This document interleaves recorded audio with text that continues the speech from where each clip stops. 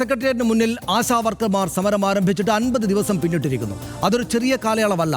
രാപ്പകൽ സമരം, മഹാസംഗമം, പട്ടിണി സമരം, മുടിമുറി സമരം, സമരരൂപങ്ങൾ മാറുന്നു, വൈകാരികമാകുന്നു. പ്രത്യക്ഷത്തിൽ തന്നെ ഒരൊറ്റ കേൾവിയിൽ ന്യായമായ ജീവിത സമരമാണ് ആശമാരുടേത്. അവർക്ക് ജീവിക്കാനുള്ള മിനിമം കൂലി ഉറപ്പാക്കണം. വെയിലും മഴയും കൊണ്ട് ഈ സ്ത്രീകൾ അനന്തകാലം ഇങ്ങനെ തെരുവിലിരിക്കേണ്ടവരല്ല എന്ന് ബന്ധപ്പെട്ടവർ മനസ്സിലാക്കണമെന്നാണ് അവരുടെ ആവശ്യം. ഇതര സംസ്ഥാനങ്ങളുടെ കണക്കെടുത്താൽ കേരളത്തിലേക്ക് മെച്ചപ്പെട്ട വേതനമാണ്, ശരി തന്നെ. പക്ഷേ നമ്മുടെ സാഹചര്യത്തിൽ മനുഷ്യാന്തസ്സോടെ ജീവിക്കാൻ അത് പോരാ എന്ന് സമരക്കാർ ചൂണ്ടിക്കാട്ടുന്നു. ഇത് കേരളമാണ്. നമ്മുടെ ആവശ്യങ്ങളും ആഗ്രഹങ്ങളും അതേത് തട്ടിലായാലും രാജ്യത്തിൻ്റെ പൊതുനിലവാരത്തിന് ഉയരെയാണ്. സംസ്ഥാന സർക്കാരോ സമരസമിതിയോ വിട്ടുവീഴ്ച ചെയ്യാതെ അല്ലെങ്കിൽ കേന്ദ്ര സർക്കാർ ഇടപെടാതെ ഈ സമരം അവസാനിക്കില്ല. ഇന്ന് ആരോഗ്യമന്ത്രി വീണ ജോർജ് കേന്ദ്രമന്ത്രി JP നദ്ദയെ കണ്ട് കാര്യങ്ങൾ ധരിപ്പിച്ചെങ്കിലും ഇൻസെന്റീവ് വർദ്ധിപ്പിക്കുന്നത് പരിഗണനയിലെന്ന പതിവ് മറുപടി തന്നെയാണ് കിട്ടിയത്.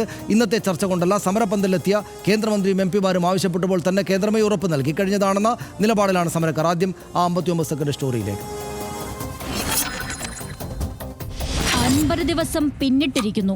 നിരാഹാര സമരം തുടരുന്നതിനൊപ്പം മുടിയഴിച്ചും മുടി മുറിച്ചും സമരം. സമരരൂപം വൈകാരികമായതോടെ സംസ്ഥാന സർക്കാരിനെതിരായ വിമർശനവും കടുത്തു. ആരോഗ്യമന്ത്രി വീണ ജോർജ് കേന്ദ്ര ആരോഗ്യമന്ത്രി JP നഡ്ഡയുമായി കൂടിക്കാഴ്ച നടത്തിയതിന് പിന്നാലെ ഇന്ന് സമരപ്പന്തലിലെത്തി. സമരക്കാരുടെ ആവശ്യങ്ങൾ സംസ്ഥാനം കേന്ദ്രത്തെ അറിയിച്ചു. ഇൻസെന്റീവ് വർദ്ധിപ്പിക്കുന്നത് പരിഗണനയിലെന്ന മറുപടിയാണ് ആരോഗ്യമന്ത്രിക്കും കിട്ടിയത്. 2023-24 കുടിശ്ശിക കാര്യത്തിലും കേന്ദ്രമന്ത്രിയുടെ പ്രതികരണം പോസിറ്റീവെന്ന് വീണ ജോർജ്. ഓണറേറിയം വർധനവ് ആവശ്യമെന്ന നിലപാടിൽ ഉറച്ചു നിൽക്കുകയാണ് സമരസമിതി. അതിൽ നിലപാട് പറയാതെ ഒഴിഞ്ഞു മാറുന്നത് എന്തുകൊണ്ടെന്നാണ് ചോദ്യം. കേന്ദ്ര പദ്ധതിക്കെതിരായ സമരം കേരള സർക്കാരിനെതിരെ മാത്രം തിരിച്ചുവയ്ക്കുന്നതിലെ പ്രശ്നം ഉൾക്കൊണ്ട് തന്നെ ചർച്ചകൾക്ക് തയ്യാറെന്ന സൂചന ഇന്ന് ആരോഗ്യമന്ത്രി നൽകി. ഇതിനിടെ ആശാ സമരത്തിന് INTUCയും പിന്തുണ പ്രഖ്യാപിച്ചു. സംസ്ഥാന സർക്കാർ നിലപാടിനൊപ്പമാണ് INTUC എന്ന വിമർശനം രൂക്ഷമായതോടെയാണ് KPCC നേതൃത്വം ഇടപെട്ടതും INTUC നിലപാട് മാറ്റിയതും. RDX rap news Malayalam.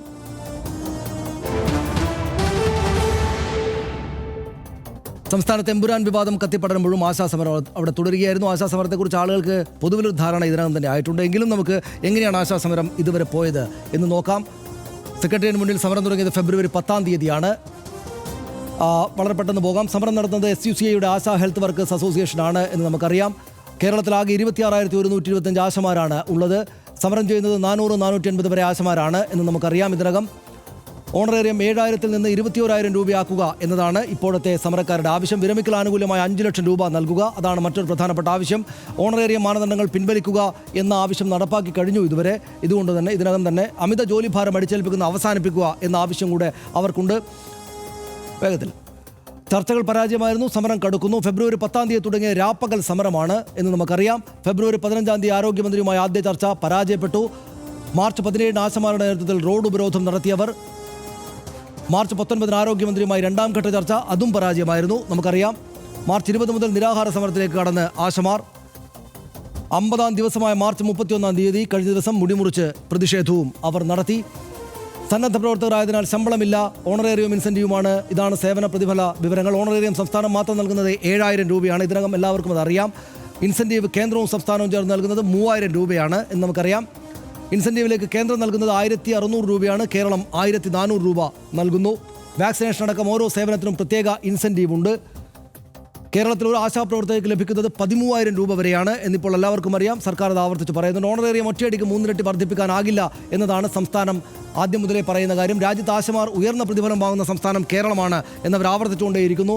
Incentive വർദ്ധിപ്പിക്കാൻ കേന്ദ്ര സർക്കാർ തയ്യാറാകണം എന്ന ആവശ്യമാണ് വീണ ജോർജും സംസ്ഥാന സർക്കാർ മുന്നോട്ട് പോകുന്ന. സന്നദ്ധ പ്രവർത്തകരെ തൊഴിലാളികളായി പ്രഖ്യാപിക്കേണ്ടത് കേന്ദ്രം ആണ് എന്ന വളരെ പ്രധാനപ്പെട്ട ഒരു പോയിന്റ് വീണ ജോർജ് ഉയർത്തുകയാണ്. കേന്ദ്ര ആരോഗ്യമന്ത്രിയുമായി കൂടിക്കാഴ്ച ഇന്നും നടത്തി വീണ ജോർജ്. ഇൻസെന്റീവ് വർദ്ധിപ്പിക്കാമെന്ന് കേന്ദ്രം അറിയിച്ചു എന്നാണ് വീണ ജോർജ് നമ്മളോട് പുറത്തേക്ക് വന്ന് പറഞ്ഞിരിക്കുന്നത്. ഒടുവിൽ INTUC പിന്തുണ കിട്ടിയ എന്തൊരു പ്രധാനപ്പെട്ട കാര്യമാണ് ഇന്നത്തേത്. കോൺഗ്രസ് പിന്തുണച്ചിട്ടും INTUC പിന്തുണച്ചിരുന്നില്ല. VD സതീശനും KC വേണുഗോപാലും ആവർത്തിച്ച് ആവശ്യപ്പെട്ടതോടെ പിന്തുണക്കാൻ അവർ തീരുമാനിച്ചു. അങ്ങോട്ട് ചെന്ന് പിന്തുണയ്ക്കേണ്ട എന്ന നിലപാടും മാറ്റി R ചന്ദ്രശേഖരൻ. ഞാൻ അങ്ങോട്ടേക്ക് പോവുകയില്ല എന്ന നിലപാടായിരുന്നു അദ്ദേഹത്തിന്. സമരത്തിനെതിരല്ല, ആവശ്യങ്ങളോട് വിയോജിപ്പുണ്ട് എന്ന് INTUC പക്ഷേ ഇപ്പോഴും പറയുന്നുണ്ട്. മറ്റന്നാൾ സമരപന്തലിലെത്തി പിന്തുണ അറിയിക്കും.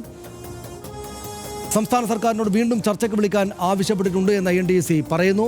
അവർ കൂടെ ഇടപെട്ടു എന്നതാണ് ഇപ്പോഴത്തെ ഏറ്റവും പ്രധാനപ്പെട്ട കാര്യങ്ങൾ. നമുക്ക് ഈ എമ്പുരാൻ സമര വിവാദങ്ങൾക്കൊക്കെ ഇടയിലും ആശാസമരം ഇങ്ങനെ നടക്കുന്നുണ്ടായിരുന്നു. അത് പ്രധാനപ്പെട്ട ചർച്ചയായിരുന്നു. എനിക്ക് തോന്നുന്നു സമീപകാലത്ത് എല്ലാ സമരങ്ങൾക്കും എന്ന പോലെ വലിയ മാധ്യമ ശ്രദ്ധ കിട്ടിയ, മാധ്യമ പിന്തുണ കിട്ടിയ ഇടതുപക്ഷം അങ്ങോട്ട് ഒഴിച്ചു നിർത്തിയാൽ ബാക്കി എല്ലാവരും സമഗ്രമായിട്ട് വന്ന് പിന്തുണക്കുന്ന ഒരു സമരമായിരുന്നു ആശാസമരം. എങ്ങനെ അവസാനിപ്പിക്കാനാവുമെന്നാണ് ഹർഷൻ വിചാരിക്കുന്നത്? സനീഷ്, ഇത് ഈ സമരം ആദ്യഘട്ടത്തിലും പിന്നെ അതിൻ്റെ രണ്ടാം ഘട്ടത്തിലേക്ക് കടക്കുമ്പോഴും, പ്രത്യേകിച്ച് രണ്ടാം ഘട്ടത്തിലേക്ക് കടന്നതിന് ശേഷം RDX അടക്കം ശക്തമായ വിമർശനം ഈ സമരത്തിനെതിരെ ഉന്നയിച്ചിരുന്നു. അത് സമരത്തിനെതിരെയല്ല, സമരത്തിൻ്റെ ആവശ്യങ്ങൾക്കെതിരെയല്ല, പക്ഷേ സമര നേതാക്കൾ ഈ വിഷയത്തെ തെറ്റിദ്ധരിപ്പിക്കുന്ന തരത്തിലാണ് കൊണ്ടുപോകുന്നത് എന്നതുകൊണ്ടായിരുന്നു അന്ന് അങ്ങനെ ഒരു വിമർശനം ഉന്നയിച്ചത്. കാരണം കേന്ദ്ര സർക്കാരിനെതിരെ നേരിട്ട് ഒരു ആവശ്യം ഉന്നയിക്കുന്നില്ല, അവർക്കെതിരെ സമരം ഉയർത്തുന്നില്ല, മുദ്രാവാക്യം ഉയർത്തുന്നില്ല. പകരം കേന്ദ്ര സർക്കാരിൻ്റെ പ്രതിനിധികൾ തന്നെ ഇവർക്ക് പിന്തുണയുമായി, കേന്ദ്രമന്ത്രി തന്നെ ഇവിടെ വന്ന് ഈ സമരപ്പന്തലിൽ വന്ന് സംസ്ഥാന സർക്കാരിനെതിരെ സമരം ചെയ്യുന്ന ഒരു സ്ഥിതി ഉണ്ടായപ്പോഴാണ് ഇത് തെറ്റായ ഒരു വഴിക്കാണ് ഈ സമരം, ഈ നേതൃത്വം കൊണ്ടുപോകുന്നത് എന്നുള്ള വിമർശനം ഉയർന്നത്. പക്ഷേ ഇപ്പോൾ നമുക്കിത് പറയാതിരിക്കാനാവില്ല. 50 ദിവസത്തിനപ്പുറം വളരെ സാധാരണക്കാരായ പാവപ്പെട്ട ന്യായമായ ആവശ്യങ്ങൾ ഉന്നയിക്കുന്ന ആശാവർക്കർമാരാണ് അവിടെ ഇപ്പോൾ സമരത്തിനിരിക്കുന്നത്. ഇന്നലെയൊക്കെ അവരുടെ ഒരു സമരത്തിൻ്റെ ഒരു ചിത്രം തന്നെ മറ്റൊരു തരത്തിലേക്ക് മാറി. മുടി മുണ്ഡനം ചെയ്തുകൊണ്ടുള്ള ഒരു സമര രീതിയിലേക്കൊക്കെ, തല മുണ്ഡനം ചെയ്തുകൊണ്ടുള്ള ഒരു സമര രീതിയിലേക്കൊക്കെ അവർ പോയി. സങ്കടകരമായ കാഴ്ചയാണ് അതൊക്കെ കേരളത്തെ സംബന്ധിച്ചിടത്തോളം. അതുകൊണ്ട് തന്നെ എത്രയും പെട്ടെന്ന് ഇത് പരിഹരിക്കേണ്ടതുണ്ട്. പക്ഷേ അതൊക്കെ പറയുമ്പോൾ തന്നെ മറ്റ് സംസ്ഥാനങ്ങളിലെ അവസ്ഥ, കേന്ദ്രം ഈ വിഷയത്തെ എങ്ങനെയാണ് കാണുന്നത് എന്നുള്ള അവസ്ഥ, അവരുടെ നിബന്ധനകൾ, ഇതെല്ലാം വലിയ ഒരു പ്രശ്നമായി സംസ്ഥാന സർക്കാരിന് മുന്നിലുണ്ട്. സംസ്ഥാന സർക്കാർ ഇപ്പോൾ ചെയ്യേണ്ടത് ഇവരെ വിളിച്ച് ചർച്ചയ്ക്ക് വിളിക്കുക. ചർച്ചയ്ക്ക് വിളിച്ചതിന് ശേഷം എന്ത് ചെയ്യാൻ കഴിയും പരമാവധി സംസ്ഥാനത്തിന്, ആ വാഗ്ദാനം അവരോട് പറയുക. ആ അങ്ങോട്ട് ഇപ്പോൾ ഇവർ 21,000 രൂപ ഒറ്റയടിക്ക് ഈ പറയുന്ന 7,000-ൽ നിന്ന് ഓണറേറിയം 21,000 ആക്കണമെന്ന് പറയുന്നു. പ്രായോഗികമാണോ എന്ന് സ്വാഭാവികമായ സംശയം തോന്നാം. ന്യായമായ ആവശ്യമാണ്, പക്ഷേ പ്രായോഗികമാണോ എന്നുള്ള സംശയം ഉണ്ടാവും. പക്ഷേ എന്താണ് സംസ്ഥാന സർക്കാരിന് ചെയ്യാനാവുക എന്നുള്ള വാഗ്ദാനം അവരോട് പറയണമല്ലോ. 5 ലക്ഷം രൂപ പെൻഷനാവുമ്പോൾ കൊടുക്കണം എന്നുള്ള ആവശ്യം ഇവർ മുന്നോട്ട് വയ്ക്കുന്നുണ്ട്. ആ കാര്യത്തിൽ സംസ്ഥാന സർക്കാരിന് എന്തെങ്കിലും ചെയ്യാൻ കഴിയുമോ? അങ്ങനെ ഒരു ചർച്ചയ്ക്കുള്ള ഒരു പോയിന്റ് മുന്നോട്ട് വെച്ചാലല്ലേ അവിടുന്ന് പിന്നീട് ഒരു പരിഹാരത്തിലേക്ക് പോകാൻ കഴിയൂ. എനിക്ക് തോന്നുന്ന സംസ്ഥാന സർക്കാരിന് ഇക്കാര്യത്തിൽ ഒരു വിമുഖത ഉണ്ടായിരുന്നത് ഈ SUCI ഈ സമരത്തെ നയിക്കുന്നു, അതിൻ്റെ നേതൃത്വം തെറ്റായ മുദ്രാവാക്യങ്ങൾ ഉയർത്തുന്നു, ഈ സമരക്കാരെ തെറ്റിദ്ധരിപ്പിക്കുന്നു എന്നുള്ള ഒരു ബോധം സർക്കാരിനും ഉണ്ടാവുമല്ലോ. മാത്രമല്ല ഇത് കേന്ദ്ര സർക്കാരിന് അനുകൂലമായാണ് ഈ കാര്യങ്ങൾ പോകുന്നത്. മുമ്പ് SUCI തന്നെ യൂണിവേഴ്സിറ്റി വിഷയത്തിലൊക്കെ സ്വീകരിച്ച സമീപനം, ഗവർണർക്ക് ഒപ്പം സ്വീകരിച്ച സമീപനമൊക്കെ എല്ലാവർക്കും അറിവുള്ളതാണ്, ഇത് സർക്കാരിനും അറിയാവുന്നതാണ്. അതുകൊണ്ട് തന്നെ ഒരു വിമുഖത ഈ ചർച്ചയുടെ കാര്യത്തിൽ കാണും. പക്ഷേ ഇപ്പോൾ ഈ R ചന്ദ്രശേഖരൻ ഈ കാര്യത്തിൽ കൃത്യമായ നിലപാട് തന്നെയാണ്, നമ്മളൊക്കെ ഈ പറയുന്ന നിലപാട് തന്നെയാണ് പറഞ്ഞത്. കാരണം കേന്ദ്ര സർക്കാരിനെതിരെ സമരം ചെയ്യുന്നില്ലോ നിങ്ങൾ, അപ്പോൾ നമുക്ക് ഈ മുദ്രാവാക്യത്തിനൊപ്പം നിൽക്കാൻ പറ്റില്ല എന്നാണ് അവരും പറഞ്ഞത്. പക്ഷേ ഇപ്പോൾ INTUCയുടെ ഇടപെടൽ അനുകൂലമായി, ഗുണകരമായി എന്നാണ് ഞാൻ കരുതുന്നത്. കാരണം ഈ ചർച്ചയ്ക്ക് ഒരു സാധ്യത, INTUCയുമായി ഒരു ചർച്ചയ്ക്ക് സാധ്യതയുണ്ട്. INTUCയും വന്നിട്ടുണ്ടല്ലോ, INTUCയെയും SUCയെയും വിളിക്കാം, മറ്റ് സംഘടനകൾ, ഈ ആവശ്യങ്ങൾ ഉന്നയിക്കുന്ന സംഘടനകളെയും വിളിക്കാമെന്ന് തന്നെയാണ് ഇന്നത്തെ ആരോഗ്യമന്ത്രിയുടെ വാക്കുകളിൽ നിന്ന് ഞാൻ മനസ്സിലാക്കുന്നത്. അങ്ങനെയാണെങ്കിൽ 2 ദിവസത്തിനുള്ളിൽ ഈ പരിഹാര ചർച്ചയിലേക്ക് പോകും. എത്രയും പെട്ടെന്ന് ഇതിനൊരു പരിഹാരം ഉണ്ടാവട്ടെ എന്ന് തന്നെയാണ് RDX ആഗ്രഹിക്കുന്നത്, ഞാൻ ആഗ്രഹിക്കുന്നത്. നിശ്ചയമായിട്ടും അതിലെ കാര്യത്തിൽ വിയോജിപ്പില്ല. അത് തന്നെയാണല്ലോ നമ്മുടെ നിലപാടാകേണ്ടത്. അതായത് ഇതിനകം തന്നെ ഈ കാര്യങ്ങൾ ആദ്യം തുടങ്ങിയിടത്തല്ല സമരം നിൽക്കുന്നത്. അതായത് തുടങ്ങിയ കാലത്ത് ആളുകൾക്ക് ഇതിനെപ്പറ്റി യാതൊരു ധാരണ ഉണ്ടായിരുന്നില്ല. ഇപ്പോൾ പക്ഷേ ഇതിൻ്റെ കേരളത്തിലെ പ്രത്യേക സവിശേഷമായ സാഹചര്യം അങ്ങനെ ആയതുകൊണ്ട് ഇതിനെപ്പറ്റിയുള്ള ഇൻഫർമേഷൻ മുഴുവനായിട്ട് പുറത്തേക്ക് വന്നു കഴിഞ്ഞു. ഇതിപ്പോൾ സംസ്ഥാന സർക്കാരിനെതിരെ മാത്രമായിട്ട് സമരം ചെയ്തുകൊണ്ട് പ്രത്യേകിച്ച് ഗുണമുണ്ടാവില്ല, കേന്ദ്ര സർക്കാരിന് ഇതിനേക്കാൾ വലിയ പങ്കാളിത്തമുണ്ട് എന്നുള്ള കാര്യമൊക്കെ എസ്റ്റാബ്ലിഷ്ഡ് ആയി. അതുകൊണ്ട് ഇനിയും സംസ്ഥാന സർക്കാർ അതിനകത്ത് പിടിവാശിയോ മറ്റോ പിടിക്കരുത്. എത്രയും പെട്ടെന്ന് നാളെയെങ്കിൽ നാളെ അവരെ പരിഹാര ചർച്ചയ്ക്ക് വേണ്ടി വിളിച്ച് അവരെ വളരെ ബഹുമാന്യതയോടുകൂടി സമരങ്ങൾക്ക് കൊടുക്കേണ്ടുന്ന ബഹുമാന്യത കൊടുത്തുകൊണ്ട് സംസാരിച്ച് അവർ കാര്യങ്ങൾക്ക് പരിഹാരത്തിലേക്ക് എത്തിക്കുക എന്നുള്ളത് തന്നെയാണ് ഏറ്റവും പ്രധാനപ്പെട്ട കാര്യം. അതിന് സമരക്കാരുടെ സമര നേതൃത്വവും അവർക്ക് പരിചയക്കുറവുണ്ടായിരുന്നു എന്നാണ് നമ്മുടെ ആദ്യകാലത്ത് എൻ്റെ ആദ്യത്തെ ഒരു വിമർശനം ഉണ്ടായിരുന്നു. അവർ വേണ്ട രീതിയിൽ മാത്രമല്ല ചെയ്യുന്നത് എന്നൊരു തോന്നലുണ്ടായിരുന്നു. അതേതായാലും അവർ കൂടെ എങ്ങനെ ഈ സമരം പര്യവസാനിപ്പിക്കേണ്ടത്, എങ്ങനെ ഇത്രയും കാലം സമരം വരുന്നു ഈ സാധാരണക്കാരായ സ്ത്രീകൾ, അവർക്ക് ഗുണകരമായിട്ട് തന്നെ വേണം പര്യവസാനിപ്പിക്കാൻ. അതിനുള്ള കാര്യങ്ങൾ എങ്ങനെ വേണമെന്ന കാര്യം അവർ കൂടെ മുൻകൈ എടുത്തിട്ട് ഇത് പരിസമാപ്തിയിൽ എത്തിക്കുക എന്നുള്ളതാണ് ഏറ്റവും പ്രധാനപ്പെട്ട കാര്യം എന്നത്. ഇന്നിപ്പോൾ അങ്കമാലിയിലൊക്കെ BJPയുടെ കൗൺസിലർമാരടക്കം തലമുണ്ടനം ചെയ്ത് പ്രതിഷേധിച്ചു. ഞാൻ പറയുന്നത് ഇപ്പോൾ രാജീവ് ചന്ദ്രശേഖരനെ പോലെ കേന്ദ്രത്തിൽ നേരിട്ട് കുറെ കൂടെ ഹോൾഡ് ഉണ്ടെന്ന് അദ്ദേഹത്തിൻ്റെ ആളുകളൊക്കെ പറയുന്ന നേതാവ് സംസ്ഥാന അധ്യക്ഷനായി വന്നിരിക്കുന്ന സ്ഥിതിക്ക് കേന്ദ്രത്തോട് ചെന്നിട്ട് പറഞ്ഞിട്ട് ഈ പറയുന്ന ആളുകൾക്ക് കുറെ കൂടെ ഗുണകരമായിട്ടുള്ള കാര്യങ്ങളിലേക്ക് പോകണം. അവിടെ വലിയൊരു സമരം നടത്തി, ഞങ്ങൾ പിന്തുണച്ചതാണ്, ഞങ്ങൾ പോലും മുടിമുറിച്ചു, അപ്പോൾ അവർക്ക് നിങ്ങൾ വേണ്ട കാര്യം ചെയ്തു കൊടുക്കണം എന്ന് അവരോട് പറയേണ്ടതാണ് എന്നാണ് എനിക്ക് തോന്നുന്നത്. അതിൽ ഇപ്പോൾ തന്നെ കേരളമാണ് ഏറ്റവും കൂടുതൽ പണം കൊടുക്കുന്നത് എന്നുള്ള യാഥാർത്ഥ്യമുണ്ട്. അല്ലെങ്കിൽ ഏറ്റവും കൂടുതൽ പണം ഓണറേറിയമായി കൊടുക്കാൻ തയ്യാറായത് കേരളമാണ്. ഇവിടെ കേരളത്തിൽ വർക്ക് ചെയ്യുന്ന ഒരു ആശാവർക്കർക്കാണ് മറ്റെവിടെയും വർക്ക് ചെയ്യുന്ന ഒരു ആശാവർക്കറേക്കാൾ കൂടുതൽ ശമ്പളം കിട്ടുന്നതെന്ന സാഹചര്യമൊക്കെയുണ്ട്.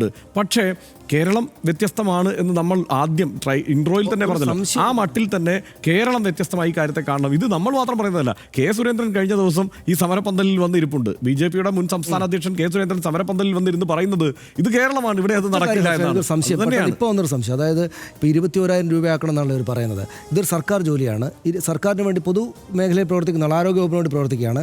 21,000 രൂപയാക്കണം. സ്വാഭാവികമായിട്ട് 21,000 രൂപ മാസത്തിൽ കിട്ടുന്ന ഒരു ജോലി തൊഴിലായിട്ട് ഇത് മാറുമ്പോൾ സ്വാഭാവികമായിട്ട് PSCക്കും അത്തരം സംവിധാനങ്ങൾ കൊടുക്കേണ്ടതായിട്ട് വരില്ലേ? അവർ അപ്പോൾ ആ പ്രശ്നം അവിടെ ഉദിച്ചു വരില്ലേ? അപ്പോൾ അന്നേരത്ത് വേറെ സമരം വരില്ലേ?